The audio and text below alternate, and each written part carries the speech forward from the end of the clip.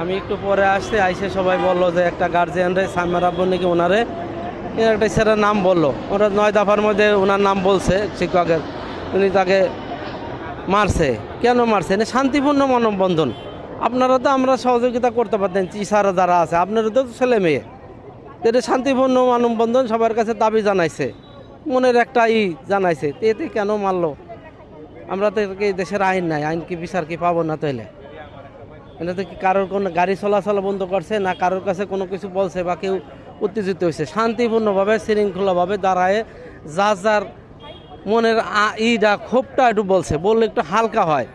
আসলে তো আমরা কেউ ঘুমাইতে পারতেছি না, আমাদের তো দিন রাত নাই, বাচ্চার আম্মুরা বিশেষ করে তারা তো ঘুমাইতেই পারে না, খাইতে পারে না।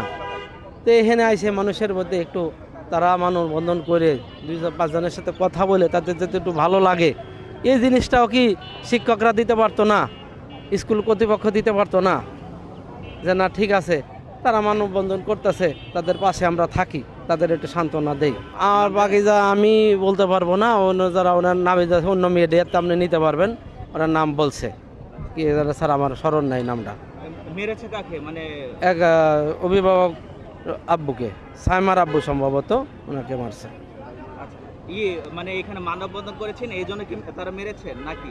এই জন্য তো এখানে তার কেউ শৃঙ্খলা করে নাই, এখানে আইসে শান্তিভাবে দাঁড়াইছে, যার মনের কষ্টটা বলছে। এই তো এটা তো যার মনের কষ্ট তার ভাষা প্রকাশ করার কি দিবেন না?